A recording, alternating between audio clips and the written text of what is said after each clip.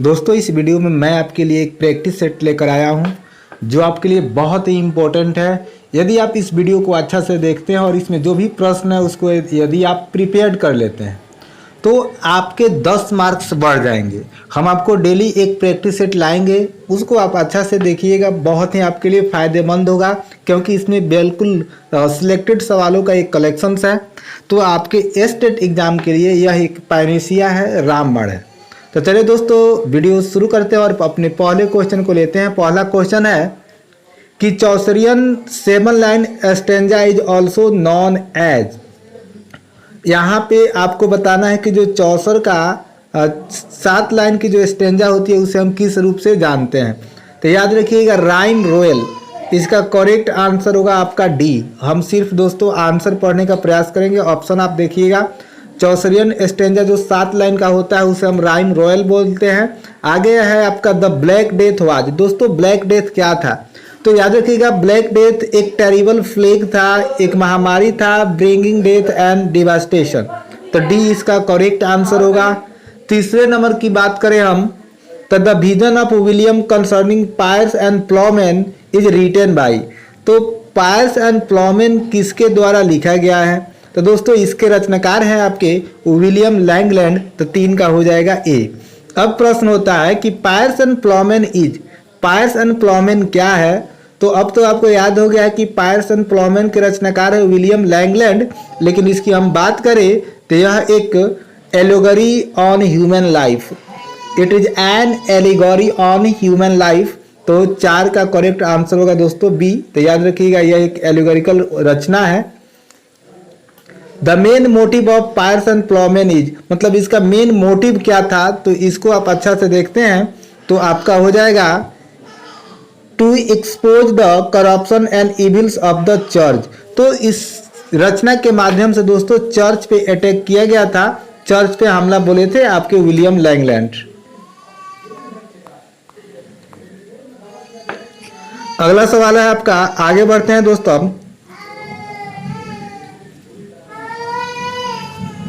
तो पायर्स यहाँ पे पायर्स एंड प्लॉमेन का आपका क्लियर हो गया कि यहाँ पे हो जाएगा ए होगा 5 का।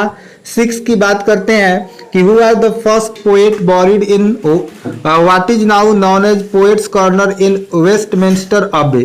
तो प्रथम पोएट जिसको वेस्टमिंस्टर अबे में दफनाया गया, बॉरीड किया गया, उसे हम वो कौन है। तो दोस्तों इसके लिए आपका 6 का करेक्ट आंसर हो जाएगा जॉफ्री चौसर। तो दोस्तों जॉफ्री चौसर को जहाँ पे दफनाया गया उसे हम पोएट्स कॉर्नर बोलते हैं, आज उसका हम वेस्टमिंस्टर अबे के नाम से भी जानते हैं।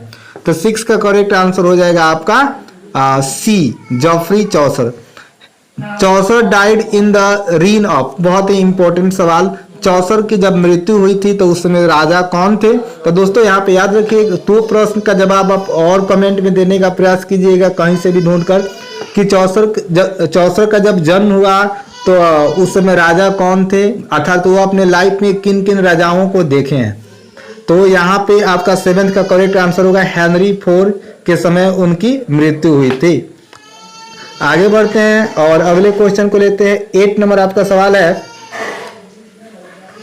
कि Samuel Langhorne Clemens wrote under the pseudonym of.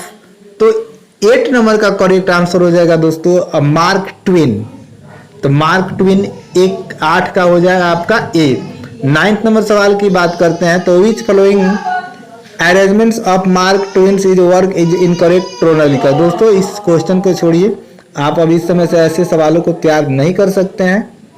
आपका अगला सवाल देखिए, 10 नंबर जो सवाल है आपका, who enunciated his views on fiction in the Art of Fiction. तो द आर्ट ऑफ फिक्शन किसकी रचना है, सिंपल से शब्दों में समझना है। तो 10 का हो जाएगा हेनरी जेम्स। 10 का करेक्ट आंसर होगा हेनरी जेम्स। तो आपको याद रखना है कि the Art of Fiction Henry James की रचना है। आगे है कि Roderick Hudson the American and Daisy Miller are the portraits of Americans who wrote this novels. तो यह एक नोवेल का नाम है जिसको किसने लिखा है। तो 11th नंबर का हो जाएगा correct answer A, Henry James. तो रचना पे ज़्यादा फोकस करना है, रचना में क्या थीम है, इन सब चीज़ों को देखना है। 12 नंबर है कि William Sydney Porter wrote under the pseudonym of. तो यहाँ पे 12 का करेक्ट आंसर हो जाएगा दोस्तों ओ हेनरी। तो जो रचना करते थे ओ हेनरी के नाम से करते थे, इनका पूरा नाम था William Sydney porter.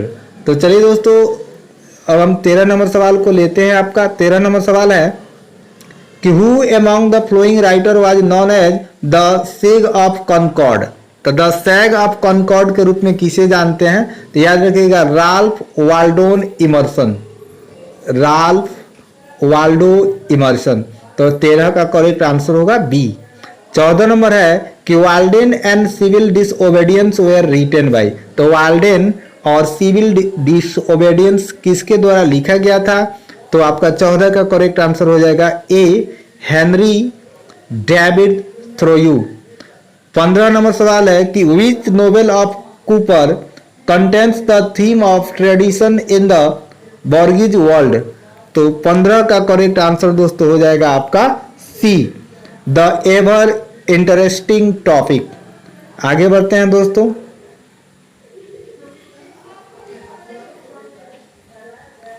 Neither a borrower nor a lender we for loan of losses both itself and friend and borrowing dulls the age of husbandry who said this।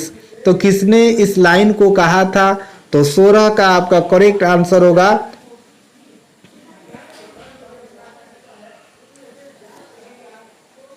ये होगा पोलोनियस इन हैमलेट। चलिए दोस्तों 17 नंबर सवाल को देखते हैं।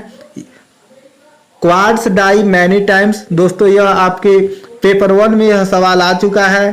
Cowards die many times before their death, the valiant never taste of death but not once who said this. तो 17 number correct answer हो जाएगा आपका Julius scissor.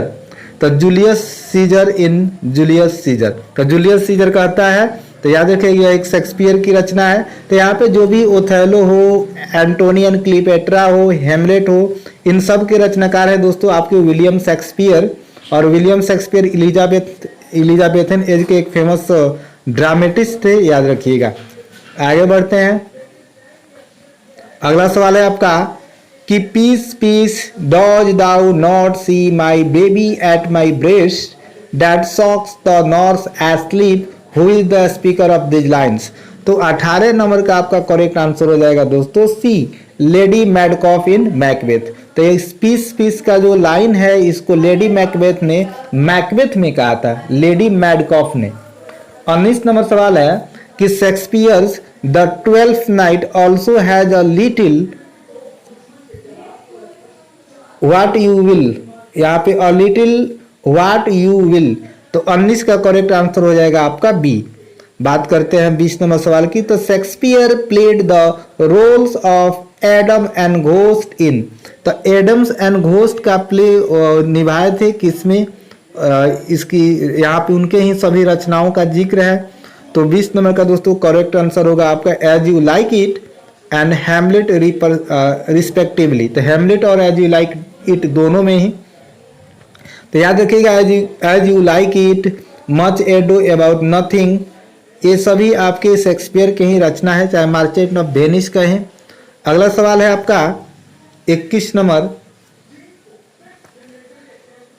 इगोस is a character in Shakespeare's. तो शेक्सपियर्स के किस रचना में आपके इगोस कैरेक्टर है? तो 21 नंबर का आपका करेक्ट आंसर हो जाएगा दोस्तों B Midsummer Night's Dream. बहुत ही इंपॉर्टेंट सवाल है। जो भी शेक्सपियर से आपके सवाल आ रहे हैं इस प्रैक्टिस सेट में दोस्तों आप इसको किसी प्रकार से तैयार कर लीजिएगा, बहुत ही इंपॉर्टेंट है। अगला सवाल है कि Shakespeare's All Is Well That Ends Well is called a. तो इसको मतलब क्या हम कहते हैं? 22 नंबर का दोस्तों हो जाएगा अ प्रॉब्लम प्ले। तो शेक्सपियर का All Well That Ends Well एक प्रॉब्लम कॉमेडी है, याद रखिएगा a problem comedy.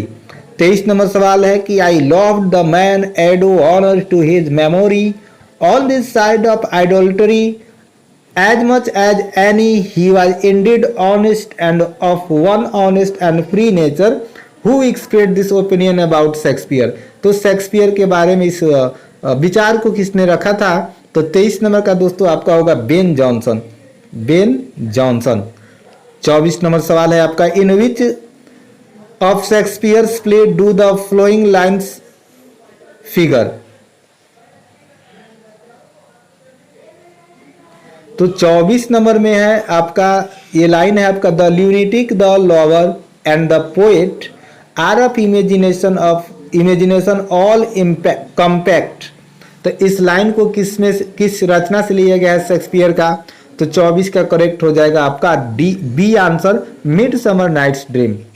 Match the following works with their writers. तो दोस्तों यहाँ पे आपको वर्क्स को मिलाना है कॉलम ए से बी में। तो यहाँ पे लिखा गया है कि द पार्लियामेंट ऑफ फाउल्स।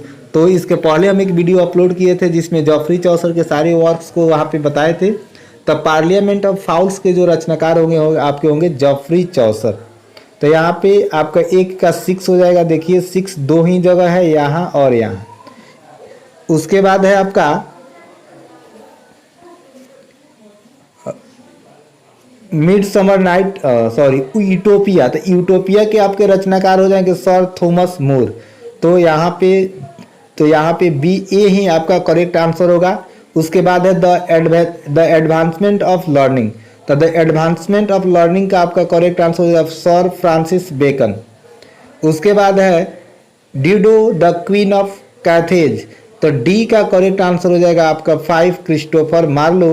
और तब बचता है आपका vision of Piers and Plowman. तो विलियम लैंगलैंड आपका A, William Langland. View the Piers and Plowman. तो एफ का करेक्ट आंसर आपका होगा, यहाँ पे गड़बड़ लग रहा है, एफ का आपका आंसर होगा ए। आप इसको मिलान कर लीजिएगा। 4 के बाद यहाँ पे 6 जो लिखा है दोस्तों, यहाँ पे 1 लिखा जाएगा 1। और ई पे जो है आपका एलेक्जेंडर एंड कैंपेस। तो यहाँ पे एलेक्जेंडर एंड कैंपेस के रचनाकार आपके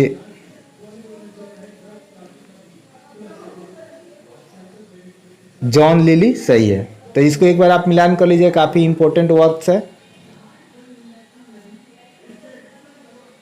दोस्तों। हो सकता है कि एडिट करने में कट जाए, तो इसके लिए आप इसको देख लीजिएगा, इतना आप अपने से मिला लीजिएगा, काफ़ी इंपॉर्टेंट है। जैसे द पार्लियामेंट ऑफ फाउल्स चौसर होंगे, यूटोपिया का थॉमस मूर हो जाएंगे। इसको आप देख लीजिएगा। आगे बढ़ते हैं। 26 है कि which novel of Kingsley Amis is about a man who wants little from life. तो 26 का दोस्तों करेक्ट आंसर होगा आपका C, Lucky Jim 1954। Amis wrote the Egyptologist in collaboration with. तो इजिप्टोलॉजिस्ट लिखा गया है किसके द्वारा, माने किसके कोलैबोरेशन में लिखा गया है? तो 27 का करेक्ट आंसर हो जाएगा Robert Conquest. Which of the following is a collection of poems. तो कविताओं का संग्रह कौन है? 28 नंबर क्वेश्चन आपका करेक्ट आंसर होगा बी।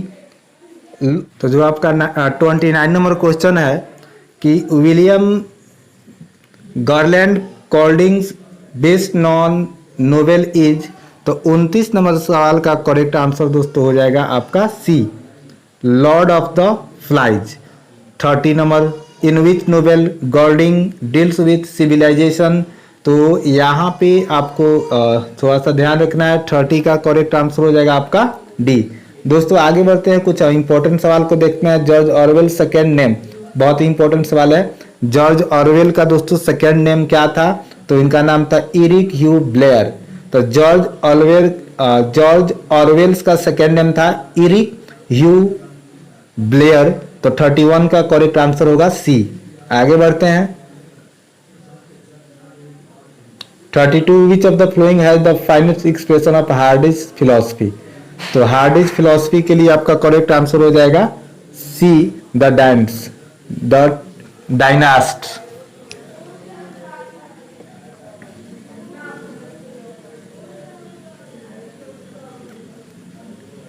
चलिए कुछ सवाल दोस्तों है जो हम इसको छोड़ेंगे क्योंकि सारे सवाल अभी से आप तैयार नहीं कर सकते हैं। चलिए अब यहाँ से कुछ इंपॉर्टेंट सवाल है आपका।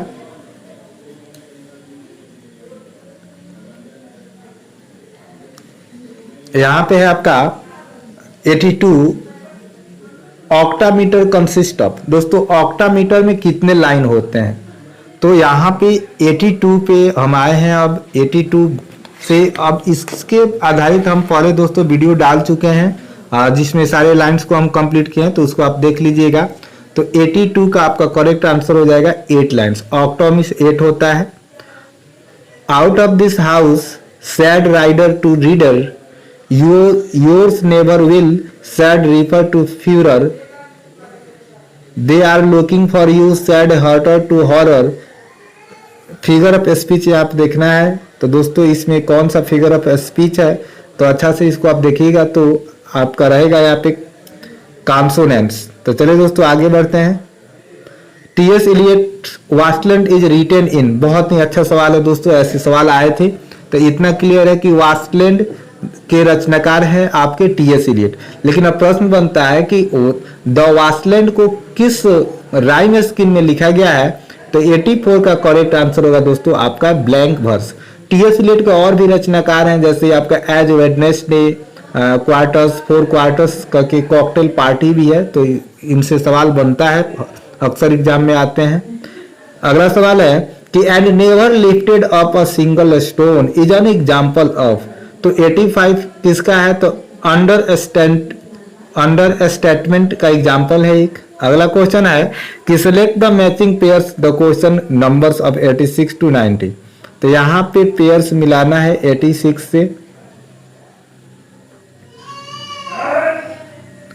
तो इसको आप लोग मिला लीजिएगा। वर्क्स है, आप इसको सर्च कीजिएगा, आपका सब तैयार हो जाएगा ये सब अच्छा से। जैसे सोहराब एंड रुस्तम। तो सोहराब एंड रुस्तम जो दोस्तों है, यह आपको एक नैरेटिव पोएम है with strange tragic themes, first publish in 1853।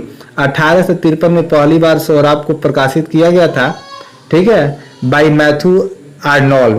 तो मैथ्यू आर्नोल्ड के द्वारा यहाँ पे इसको प्रकाशित किया गया था, ठीक है दोस्तों।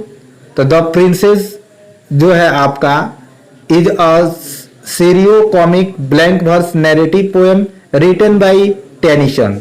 तो इसको लिखा गया था टेनिसन के द्वारा। तो आपको इसको तैयार करना है, जो भी वर्क्स हैं इसको आप लिख कर तैयार कीजिएगा। बहुत ही इंपॉर्टेंट वर्क्स हैं, इसका आप स्क्रीनशॉट ले लीजिएगा और गूगल से सर्च कीजिएगा ताकि आपको तैयार हो जाए, याद हो जाए। केवल रचनाकार का नाम देख लीजिएगा और किस राइम स्कीम में लिखा गया है। यहाँ पे अब आपको एक सवाल सामने आ रहा होगा,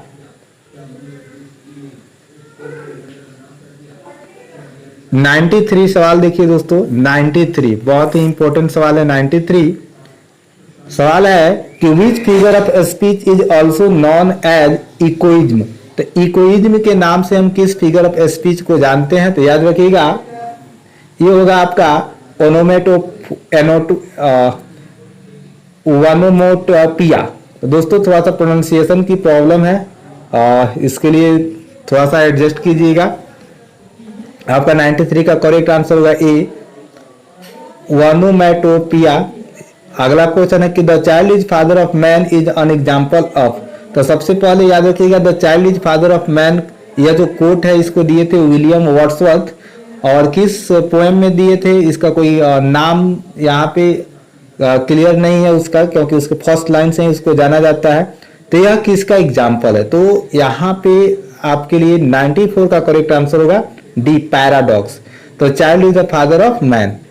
मिल्टन सोनेट राइम स्कीम। तो मिल्टन के सोनेट का राइम स्कीम क्या होता है? तो होता है दोस्तों A B B A C D C D C D. तो करेक्ट आंसर होगा आपका सी। याद रखिएगा ऐसे क्वेश्चन आ रहे हैं आपके एग्जाम में। In the assertion 4 out of 5 people suffer from. कुछ सवाल जो इंपॉर्टेंट है दोस्तों उसी के तरफ हम लोग मूव करेंगे ज्यादा से ज्यादा।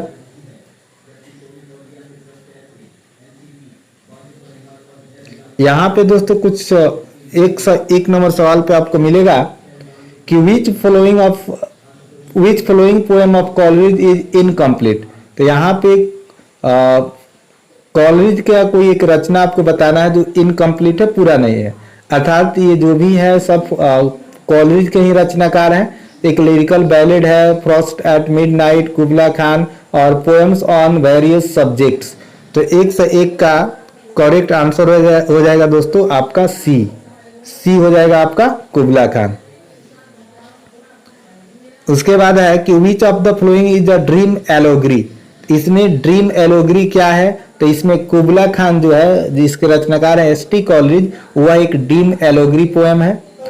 कॉलरिज रिमोर्स 1803 इज अ, तो कॉलरिज का एक रिमोर्स है वो क्या है, न्यूज़पेपर है कि आपका एसे है कि प्ले है कि पोएम है। तो याद रखिएगा यह एक प्ले है।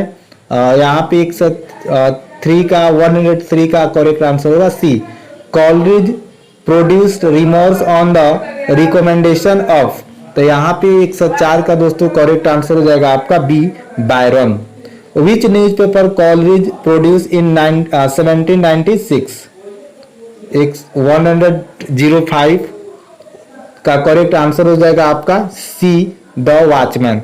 विच of the following work of Coleridge published posthumously, तो इसका 106 का हो जाएगा करेक्ट आंसर दोस्तों बी टेबल टॉक। तो दोस्तों आप जरूर कमेंट में बताइएगा कि पोस्थ्यूमसली का हिंदी क्या होता है, इससे क्या आशय है। In which chapter of Biographia Literaria Coleridge criticises the theory of language of Wordsworth, तो 107 का करेक्ट आंसर हो जाएगा दोस्तों सी 14। तो Biographia Literaria S T Coleridge की रचना है जिसमें वो लैंग्वेज का जो थियरी वर्ड्सवर्थ के द्वारा दिया गया था उसका वो आलोचना किए थे, जो चैप्टर था आपका 14। In which chapter Biographia Literaria Coleridge makes a distinct between fancy and imagination.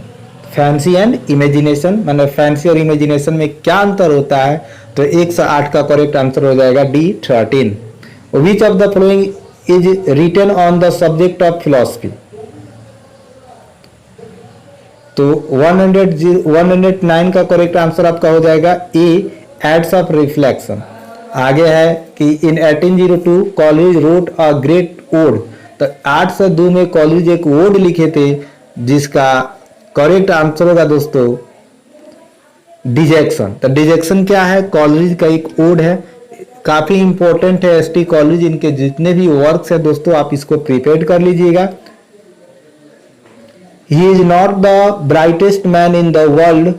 In this example, the expression is on affirmative by denying its opposite. This is an example of, तो 111 का correct answer हो जाएगा लाइटोट्स। आगे बढ़ते हैं। टॉर्सेट consist of, बहुत ही important सवाल दोस्तों, टॉर्सेट में कितने लाइन होते हैं, तो टॉर्सेट में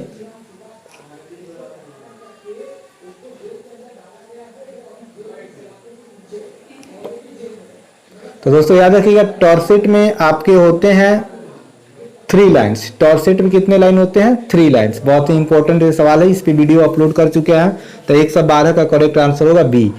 Elizabeth Barrett Browning's Sonnet from the Portuguese is an example of, तो 113 का करेक्ट आंसर हो जाएगा आपका sonnet sequence. Blank verse in English was introduced by, बहुत ही इंपॉर्टेंट सवाल दोस्तों, ब्लैंक वर्स को इंग्लिश में किसने इंट्रोड्यूस किया था, तो यहाँ पे 114 का करेक्ट आंसर हो जाएगा ए। सोनेट को किसने इंग्लिश में इंट्रोड्यूस किया था, तो यहाँ पे थॉमस वेट होगा correct answer. Kill the boys and the language, in this example the use of single word kill stands in the same grammatical relation to boys and language, this is an example of, तो 115 का correct answer हो जाएगा ज्युग्मा C correct answer होगा। तो चलिए दोस्तों आगे बढ़ते हैं। Barrett Browning was the dash of Robert Browning, तो बैरेट ब्राउनिंग कौन थे, रॉबर्ट ब्राउनिंग के, तो 116 का करेक्ट आंसर हो जाएगा दोस्तों आपका ए वाइफ थी, तो बैरेट ब्राउनिंग रॉबर्ट ब्राउनिंग की वाइफ थी। Barrett Browning's best work. तो बैरेट ब्राउइंग की एक बेस्ट वर्क्स है जिसका नाम आपको बताना है। तो यहाँ पे हो जाएगा A, Sonnets from the Portuguese. 118, which work shows Barrett's love for Robert Browning.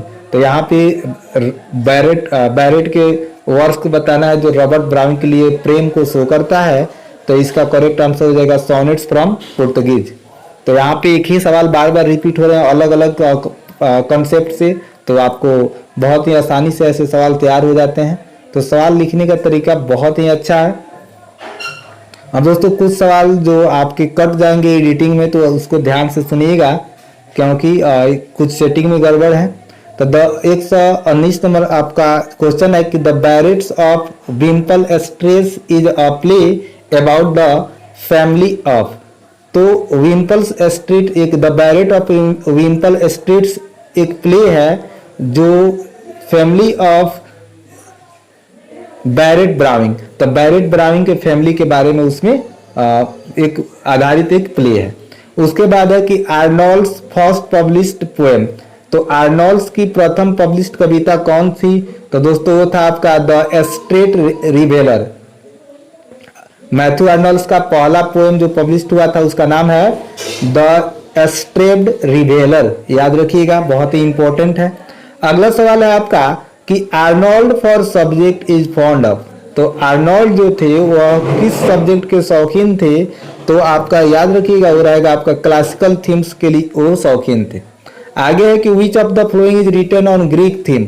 तो ग्रीक थीम जैसे यहाँ पे रुस्तम एंड सोहराब है, कल्चरल एनार्की है, इम्पेडिकल्स एंड ऑन इटना है और लिटरेचर ऑन डॉगमा। तो 122 का करेक्ट आंसर हो जाएगा आपका इम्पेडिकल्स ऑन इटना।